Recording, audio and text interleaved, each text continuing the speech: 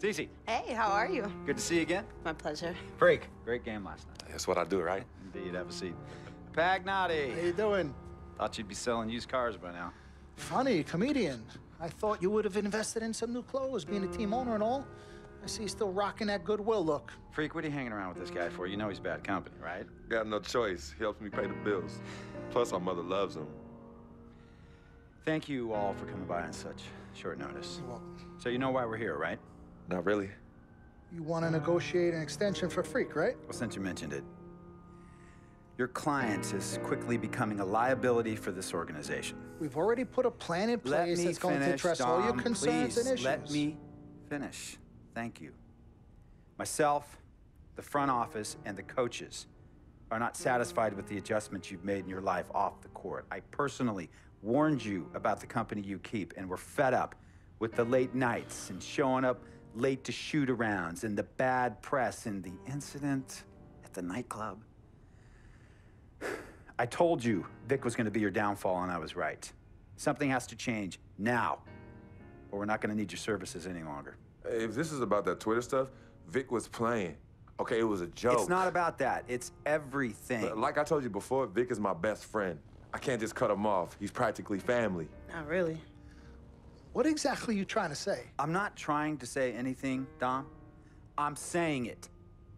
Freak and his friend Vic are a problem for me and this organization.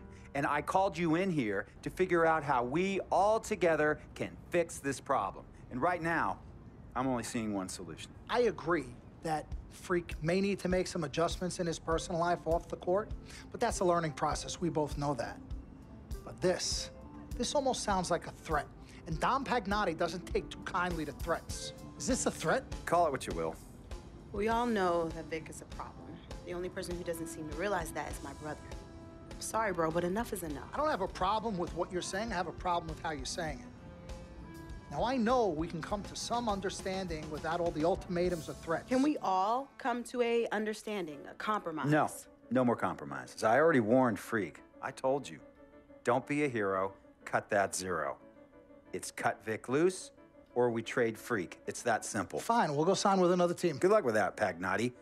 Because of Vic, Freak's reputation precedes him. No, because of Freak's God-given talent, his reputation precedes him. Everybody's been talking. Dom, you know how this works. This is not about you and me and our history. This is about your client. Help him. You talking as if I'm invisible. You talking around me, about me, but not to me. Vic has always had my back. And I've given this team everything I got. I practice hard. I play hard. Yeah, some nights I got it, some nights I don't. Some days I might even show up a little late to shoot-arounds. But every time I'm on that court, I've always given my best. And I see how it is, though. I mean, us players got to be loyal to you, but you don't have to be loyal to us players. Try to give me some father and son talk, talking about how you love your players and how you look up for them. Come on, man. You trying to cut me off like you cut off Izzy. Don't you have people loyal to you no matter what? People you can't cut off? Well, that's me and Vic. Vic and me. Y'all insist, really. They could tell me stop hanging with Vic. What makes you think they won't tell me stop talking to you? You remember in 7th grade, some guys were trying to jump me over some girl. Vic was the one to get some friends just to walk me home. And when they came, we went at it, but I wasn't alone. When I got my scholarship, it was Vic who put the word on the streets that nobody should mess with me because I had a future. Vic was protecting me. And sir, I know Vic is crazy. But before all the hype and the lights, media, fans, it was just me and Vic. He's always been there. I mean, if y'all don't like that, I don't know what to say. It hurts me to say this, but I see his point. What you don't understand is that the league doesn't have your back anymore. Not like they used to. They try, but it's too much. Social media has changed everything. And this last incident with Vic, that was the final straw. It was a joke. That wasn't funny. You know it wasn't a joke. Vic was defending you, stepping in to protect your honor by attacking another teammate like that. talking about his manhood, his wife, his kids, his family, so you can be the big dog on the court? That's uncalled for. And they all know your relationship with Vic, so they think it's coming from you. But that's the media blowing everything out of proportion as usual. It's not just the media. He's attacking other players, other teams. He's out of control. Vic just doesn't know how to behave. We got guys on our squad who don't want to be here because of that beef. There is no place for that kind of inappropriate behavior in this league. If you can't trust your teammates, who can you trust? What Vic is doing isn't right. He's bringing you down, and people can see it. I see how all the other players are looking at you. Oh, it's not cool. It's not cool at all. What, don't talk to him? Don't hang with him? You do what you got to do. That's your call. But let me tell you this. You asked me if I had friends that I couldn't cut off? Yeah, I did for a while. Friends, business partners, girlfriends, wives, family that I thought I couldn't cut off. But I learned that sometimes you got to make the hard decisions. I mean, some of these people, they were just bad for me. They were bringing me down. They weren't making me better. They were good for the time that they were there, but I grew up, not in age and maturity, but in mind and spirit. I was ready for the next level in my life. And I'll be honest with you, I've been on the receiving end of that. I've been cut off before myself, and yeah, it hurt at the time. But looking back, they were doing the right thing for me. Just don't tell my ex-wife that, Pagnotti. So what's the next move? The next move is Freaks. It always has been. Question is he ready and willing to do what needs to be done?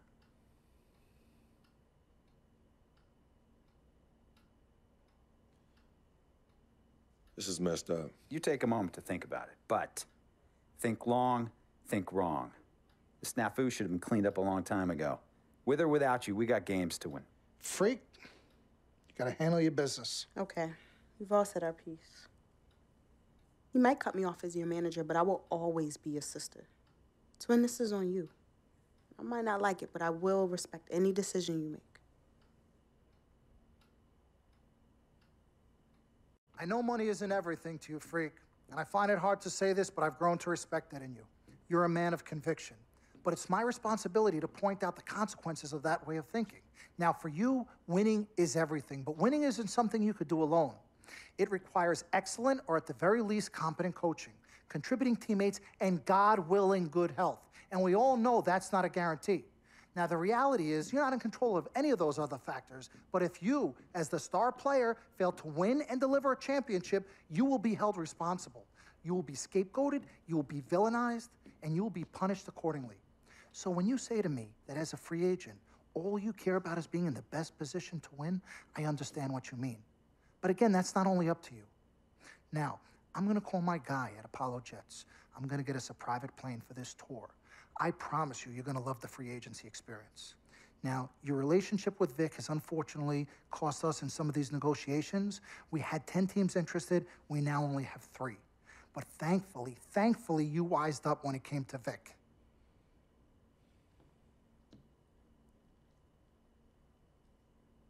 Have you been in contact with Vic? Yo, Freak, look at me. He still has one of my cars, Dom. What did I tell you about the L word? The L word? What is... Loyalty. I don't know what kind of hold this Vic has over you, but it makes me scared. You're a free agent for the first time in your career, and the only person you need to be loyal to is you. You need to be an FOF. You need to be a friend of Freak. Let's forget about winning without appropriate compensation and loyalty that hasn't been earned and isn't deserved. This is a tough business, Freak. We need to be tougher. Come on. CC? Whew, Lord Jesus, I was about to blow a gasket. Okay, Freak. Now, there are very few options on the table, and I want you to explore them all before making your final decision. Whatever you decide, it needs to be an informed decision, not an emotional one. The larger the markets, the greater resources at your disposal and exposure for you. But if you don't allocate these resources properly, then it's just a big spotlight on you as you lose. Well, thank you kindly, big sis. She's right, Freak. Thanks, Don. Absolutely. Team Freak. That's what we're about. Oh, whoa, I don't know if I like this. What? Dom and CC high-fiving like that? I mean, yeah, why you got so certain I'm gonna lose? Whoa. No one thinks you're going to lose, You Freak. guys sure sound like it. We just want you to select a franchise that has great coaching, super talent, exposure, but most importantly, a ton of cap space. If the team doesn't win and you're to blame, at least you won't be broke, capiche? Capiche? Also, you should make sure it's somewhere you want to raise a family, but no pressure. You guys have made this decision so much easier. What did Mom and Dad say? You know what they said. I mean, but honestly, I'm torn. I've heard and listened to what you've all had to say. Don't take this the wrong way. There's just one person I haven't heard from, and that's Vic. Oh, Lord help us.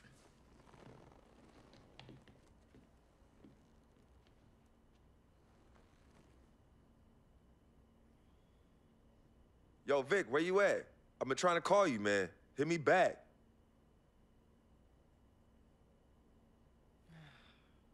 You know him. He's probably somewhere too loud to hear his phone. I don't know. I think Vic's actually upset with me.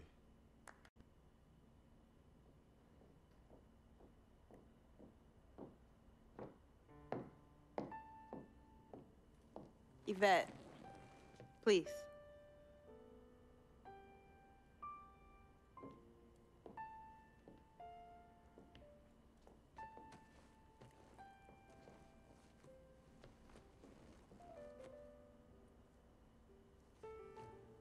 CC, Yvette, where's Dom? I had him call you. Why? I'm gonna cut right to the chase. My brother is deeply in love with you, and I'm ready to put our differences aside if you are. Really? On a string. I'm with it. Team Freak. Team Freak. All right, so if you're gonna be down with the team, I gotta show you the dap. The dap. Yeah. Okay. Okay, like this. Oh. 1, 2, 3, shoot, Shoot. swish. Swish. Yeah. Again. Like, Mm-hmm. oh, okay. 1, 2, 3, swish.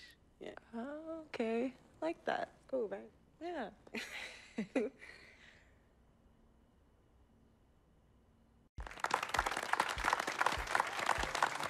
All right.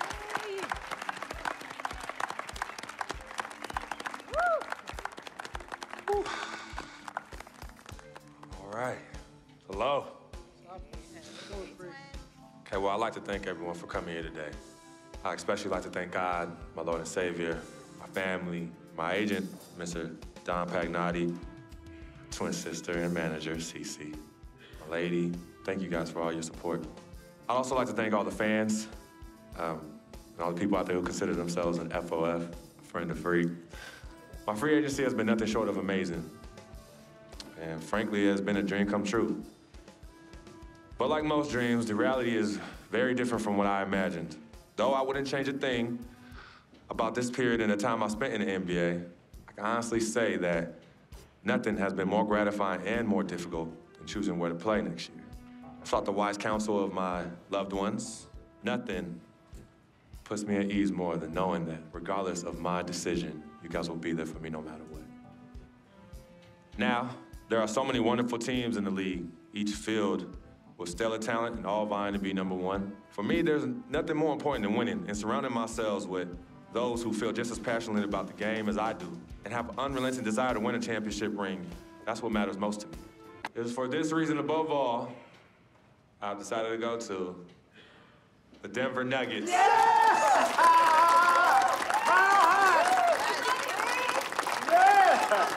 Talent they have on that team, they're going to championship this year.